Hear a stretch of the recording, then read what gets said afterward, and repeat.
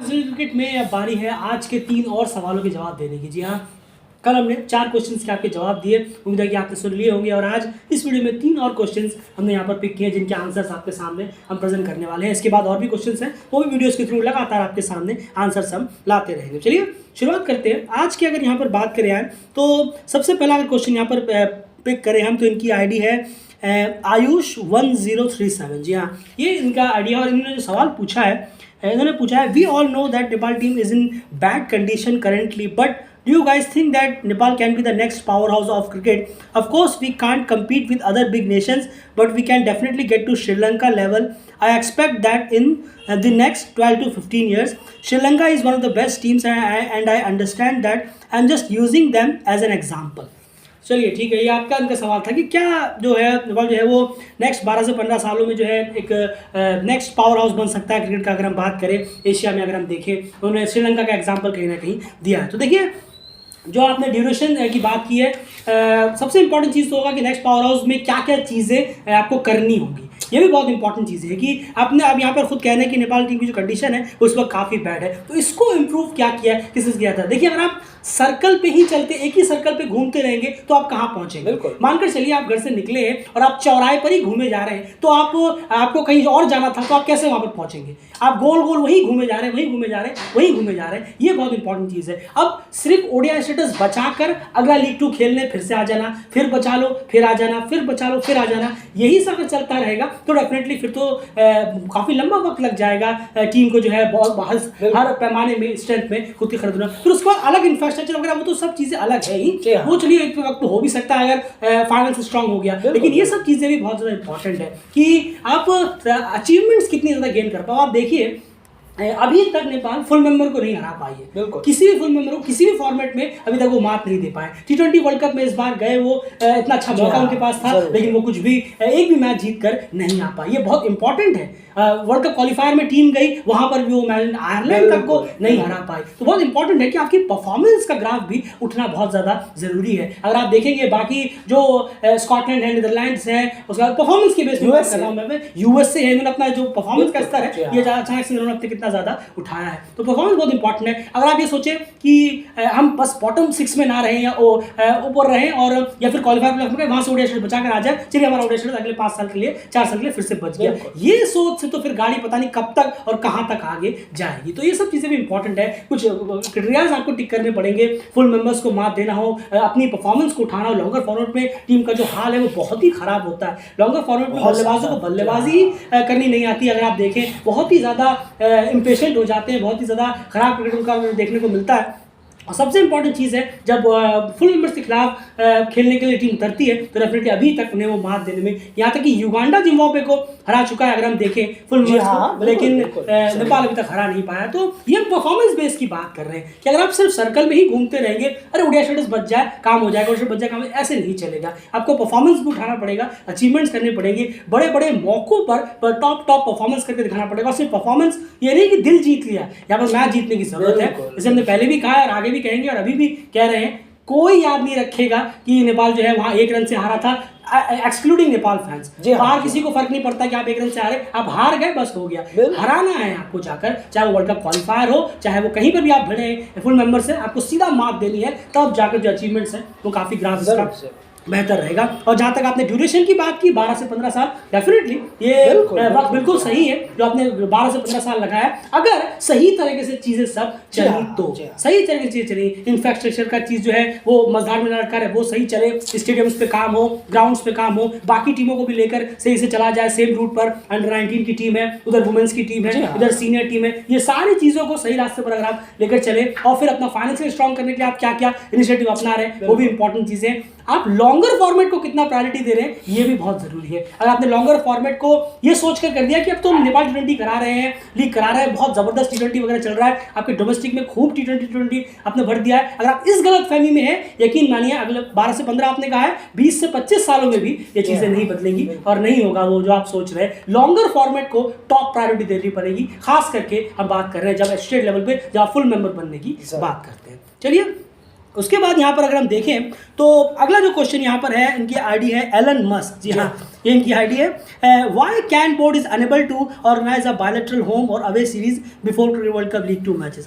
बिल्कुल, देखिए ये तो बहुत सही सवाल पूछा है आपने कि कैन क्यों नहीं हर वर्ल्ड क्रिकेट लीग 2 से पहले कोई बायलैटरल सीरीज अरेंज क्यों नहीं करवा पाते। ये तो कैन के ऊपर ज़रूर है, एक सवालिया ज़रूर रहेगा, एक क्वेश्चन ज़रूर रहेगा कि वो आखिर क्यों नहीं करा पाते हैं। क्योंकि हम देखते हैं अमूमन कि टीम पहुंचती है कहीं या घर में है या कहीं और जा रही है तो उससे पहले ही वो एक दो प्रैक्टिस गेम खेल लेते हैं ज़्यादा से ज़्यादा किसी टीम की ए साइड के खिलाफ, या जहाँ वो जा रहे हैं जैसे स्कॉटलैंड जा रहे हो तो स्कॉटलैंड एक के खिलाफ एक गेम खेल लेंगे, और कहीं और गए हैं तो किसी और टीम के खिलाफ एक का एक गेम खेल लेते हैं। लेकिन बायलैटरल अरेंज करवाना ये अब ज़्यादा देखा नहीं गया है, तो ज़रूर ये कैन से ज़रूर रिक्वेस्ट भी रहेगी और साथ ही ये होनी भी चाहिए कि वो वर्ल्ड क्रिकेट लीग 2 से पहले टीम को तैयारियों के लिए लिहाज से ज़रूर सीरीज़ दें।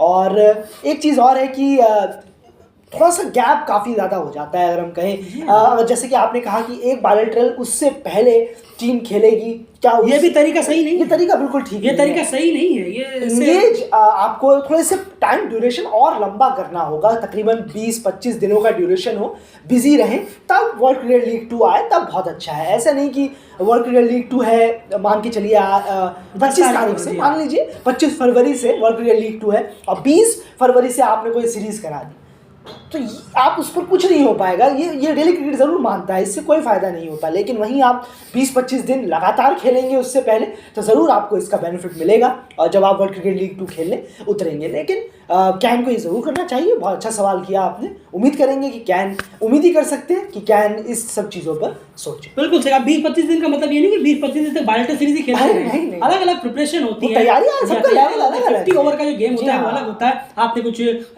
लोकल क्लब के खिलाफ मैचेस खेले, 3-4 मैचेस क्लब के खिलाफ मैचेस खेले, 2-3 इंट्रा स्क्वाड मैचेस खेले, उसके बाद जाकर 3 मैच की बायलैटरल सीरीज जो आप बात कर रहे हो वो आए, फिर लड़के टीम खेलने के लिए उतरे। ये बहुत इंपॉर्टेंट, क्योंकि आपको ये भी देखना पड़ेगा ये बाकी जो बल्लेबाज हैं वो लॉन्गर फॉरवर्ड पे बहुत ज्यादा स्ट्रगल करते हैं, तो उनके लिए डेफिनेटली कुछ अलग तरीके की प्रिपरेशन चाहिए होगी। जैसे मैंने पहले भी कहा है, हर टीम की जो लर्निंग कैपेसिटी है या फिर जो 50 ओवर फॉरवर्ड इंटरव्यू वो अलग अलग तरीके का है हर किसी का। आप देखिए स्कॉटलैंड नीदरलैंड का अलग है, यूएसए का एब्जॉर्बमेंट अलग है। यूएसए देखिए ओमान आई, इतनी टफ कंडीशन में भी वो 4-3 मैच जीतकर चले, नहीं होता, तो बहुत ही जबरदस्त परफॉर्मेंस उनका रहा। तो वही है किसी सबकी यहाँ पर नेपाल के बल्लेबाजों की जो सबसे बड़ी दिक्कत नजर आती है वो है हवाई शॉट्स खेलना, अपने स्ट्राइक रोटेशन ना करना, बहुत ज्यादा फॉल शॉट खेलना। ये सब चीजें ये सिर्फ एक बायलैटरल सीरीज खेलकर तो ठीक नहीं हो जाएंगी उससे पहले, तो डेफिनेटली उनके लिए कुछ अलग सीरीज, अलग प्रिपरेशन की बहुत टफ कोचिंग की, एक टफ प्रिपरेशन की बहुत ज़्यादा ज़रूरत पड़ेगी बाल के लिए जो आप बात कर रहे हैं। तो वो अभी तक हमें देखने को मिलता नहीं है। वो तो हमने कहा प्रायोरिटी होगी तो ज़रूर मिलेगा, जिस दिन प्रायोरिटी बना ली उस दिन ये सब चीज़ें होने लग जाएगी। शायद प्रायोरिटी में नहीं है, T20 league, T20 tournament, T20 matches, इसी में शायद ज़्यादा कैन जो है वो इन्वॉल्व रहना चाहते हैं। खैर, उसके बाद अगला क्वेश्चन, यहाँ इस वीडियो का आखिरी क्वेश्चन है संजय शर्मा जी, उन्होंने ये पूछा है, in Nepal you guys sought many T20 domestic tournament but not 50 over game, and how do you guys rate about that? There is nothing and no more local player playing with strike rotate idea, and if they want to grow but not with skill based only hitting idea, thinking many fans don't know real cricket is what are basic knowledge for viewing cricket, and what do you want to say to that? देखिए, तो उन्होंने question जो है वो ये पूछने की कोशिश की, जितना मैं गलत नहीं हूँ तो संजय शर्मा थोड़ा बहुत शायद क्वेश्चन जो है वो ठीक से समझ में नहीं आ रहा। आप हिंदी में भी लिख सकते हैं, उसमें कोई दिक्कत नहीं है। हमें इससे बदतर इंग्लिश तो हमारी है, इंग्लिश तो हमारी उससे ज़्यादा खराब है, तो उसमें कोई दिक्कत नहीं होगा। तभी हम हिंदी में वीडियो बनाते हैं, आपको पता है हमारी कम्युनिटी पोस्टों में कितना आप ग्रामेटिकल मिस्टेक देखते होंगे, तो आप हिंदी में पूछिए, जिसमें आपको कंफर्टेबल लगे आप उसमें पूछ सकते हैं, कोई दिक्कत नहीं है। हम कोई बहुत बड़े एमएड नहीं है इंग्लिश में, हमें खुद इंग्लिश में बहुत दिक्कत होती है। खैर चलिए, अब क्वेश्चन का सवाल है, उन्होंने पूछा कि T20 टूर्नामेंट जो है डोमेस्टिक में है बहुत सारे यहाँ पर देखने को मिले हैं नेपाल के, अभी भी हम देख रहे हैं लगातार T20 टूर्नामेंट, लेकिन 50 ओवर का जो टूर्नामेंट है वो बहुत कम नजर आता है, और उसकी वजह से बल्लेबाजों को शायद और ज़्यादा दिक्कत आती है कि वो जो है अडॉप्ट कर रहे हैं हिटिंग में, स्ट्राइक में, स्ट्रोक लगाने में, बजाय स्ट्राइक रोटेट करने में, सेंसिबल क्रिकेट खेलने में। ये एक बहुत बड़ी रीज़न आपको समझ में आता है कि ज़्यादा एक्सेसिव T20 डोमेस्टिक टूर्नामेंट होने का भी यहाँ पर जो है नुकसान इन यंग बल्लेबाजों को उठाना पड़ रहा है? बहुत ज़्यादा ये बहुत अच्छा सवाल किया है आपने। बहुत बेहतरीन सवाल है ये, और एक समझने वाली बात है ये, खाली मेरे या आपके लिए नहीं, जो भी वहाँ जो ऑर्गेनाइजेशन ये करा भी रहे हैं क्रिकेट टूर्नामेंट, ये जो भी है T20 का एक्सेसिव बहुत ज़्यादा है। अगर हम कहें, आप देखिए हर जगह हर प्रोविंस T20 ही कराने में लगे, और तो ये ऊपर से ऑर्डर ज़रूर मिलने चाहिए बोर्ड की तरफ से कि इतना ज़्यादा T20 यंग प्लेयरों को, ये कभी नहीं होना चाहिए कि एक न्यू कमर्स आ रहे हैं, यंग आ रहे हैं, डोमेस्टिक खेल रहे हैं प्लेयर, वो इतना ज़्यादा T20 खेलें। अगर किसी से भी आप पूछ लीजिए, चलिए हमारी बात पर यकीन नहीं है, कोई आपके आसपास क्रिकेट क्लब के कोच होंगे, कोई एकेडमी के सर होंगे, बिल्कुल जी हाँ ज़रूर होंगे, सर या मैम जो भी कोच होंगे रहे होंगे, स्पोर्ट्स टीचर भी हो स्कूल के, या जिनको नॉलेज है कई गेम्स के बारे में, आप किसी से ही पूछ लीजिए, वो यही कहेंगे कि न्यू कमर या यूथ प्लेयरों के लिए और डोमेस्टिक प्लेयर्स के लिए ये कहीं से भी ठीक नहीं है कि खाली उन्हें T20 कराया जाए। वो एक महीने में 3 डोमेस्टिक जाकर खेलें, लेकिन T20 का और ये नेशनल प्लेयरों के लिए भी सही नहीं है। आई एम सॉरी, ये नेशनल प्लेयर्स के लिए भी सही नहीं है, कहीं से भी सही नहीं है। चाहे आप 20 दिन T20 खेलें, लेकिन उसमें 5 दिन 10 दिन आपको लॉन्गर फॉर्मेट पे अपने लिए थोड़ा सा अवेलेबल करना होगा, चाहे दुनिया का कोई भी प्लेयर हो। इतना ज़्यादा एक्सेसिव T20 खेलना, लेकिन आप नेपाल की बात कर रहे हैं तो यहाँ और दिक्कतें आ जाती हैं। यहाँ पर आप लर्निंग करना है, सीखना है, स्किल को उभारना है। इसमें एक चीज़ और आ जाती है यार, सॉरी थोड़ी तबीयत इसमें एक चीज़ और आ जाती है यहाँ पर कि जो आप बात कर रहे हैं कि डोमेस्टिक में T20 टूर्नामेंट बहुत ज़्यादा है नेपाल की पर्सपेक्टिव से, यहाँ और ज़रूरी हो जाता है कि डोमेस्टिक में 50 ओवर का इन्वॉल्वमेंट और ज़्यादा हो, क्योंकि जो सीनियर प्लेयर्स हैं जो मेन टीम में है वो भी इस प्रॉब्लम से जूझ रहे हैं। वो भी वही चीज़ करते हैं जो आपने पूछा, स्ट्राइक रोटेट ना करना और स्ट्रोक पे ज़्यादा बिलीव रखना, चौके छक्के पे ज़्यादा बिलीव रखना। बहुत सही, बहुत अच्छा कहा है। तो यही तो बात है ना, जब सीनियर प्लेयर ऐसे, जब डोमेस्टिक से ही ऐसे आएंगे तो फिर क्या अच्छा नहीं लगेगा देखने में कि ये भी वही चीज़ कर रहे हैं जो पुराने सीनियर प्लेयर करा करते थे। यानी पुराने से मेरा मतलब है जो अभी खेल रहे हैं इस वक्त। तो ये सब चीज़ें बहुत गलत है। अगर हम कहें 50 ओवर गेम ज़्यादा से ज़्यादा प्रायोरिटी होनी चाहिए और देना चाहिए, बहुत मस्ट है। लेकिन इस सच से भी बहुत मुश्किल होता है भागना कि T20 बहुत ज़्यादा प्रेफर किया जाता है बोर्डों की तरफ से भी, बहुत प्रेफर किया जाता है कि आप T20 में ज़्यादा खेलें, क्योंकि बहुत ज़्यादा क्वालिटी से ज़्यादा क्वांटिटी के बारे में सोचते हैं। बस, तो ये बहुत ज़्यादा है। तो ज़रूर है, स्ट्रिक्ट एक्शन भी लेना चाहिए, प्लेयर को खेलने से रोकना भी चाहिए, चाहे वो डोमेस्टिक प्लेयरों को कहना चाहिए कि आप 50 ओवर कराएं।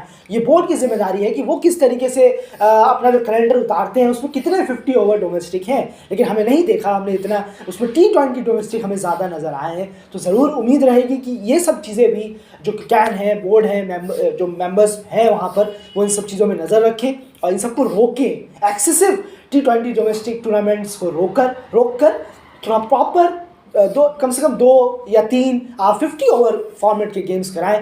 बहुत इंपॉर्टेंट है डोमेस्टिक प्लेयर्स के लिए, यंग प्लेयर्स के लिए और नेपाल के नेशनल प्लेयर्स के लिए भी, कि वो गलतियों पर गलती कर आएंगे 50 ओवर के गेम में, वर्ल्ड क्रिकेट लीग 2 में, और क्या वो सीखेंगे डोमेस्टिक में T20 फॉर्मेट में, चाहे वो अर्जुन ट्रॉफी हो या कोशी प्रीमियर लीग हो या कोई भी T20 डोमेस्टिक टूर्नामेंट हो, यहाँ आकर वो सीखेंगे वर्ल्ड क्रिकेट लीग 2 की गलतियाँ।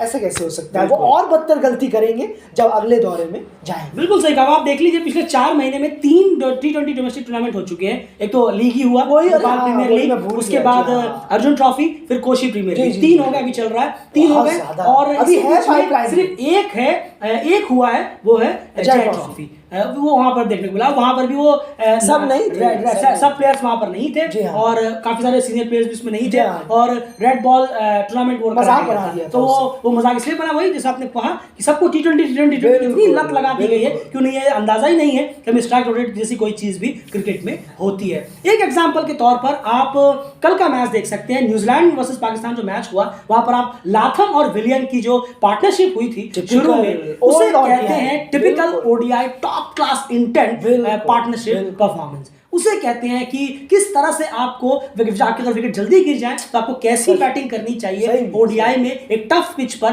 वो उन्होंने कल बखूबी से दिखाया है। वो क्या टॉप क्लास एग्जांपल है विलियम और लाथम के बीच में जो पार्टनरशिप कल हुई थी New Zealand versus Pakistan champions trophy match 1 में। तो यही आंसर है आपका। डेफिनेटली 50 ओवर डोमेस्टिक में ध्यान देने की बहुत ज़्यादा ज़रूरत है। तो अगर नहीं दे रहे हैं वो सब T20 के चक्कर में चले हुए हैं, यकीन मानिए बहुत ज़्यादा नुकसान होगा। अभी शायद समझ नहीं आ रहा होगा, शायद टेबल पर पैसे काफ़ी आ जा रहे हैं T20 करा कर, या स्पॉन्सर्स बहुत भर जा रहे हैं, तो लग रहा है कि नहीं सब कुछ सही जा रहा है। लेकिन यकीन मानिए लॉन्गर फॉर्मेट में जब तक टीम अच्छी नहीं होगी, गाड़ी लगेगी कि आगे बढ़ रही है लेकिन वो बढ़ नहीं रही है, वो चौराहे पर ही घूमती रह जाएगी। फिलहाल इस वीडियो में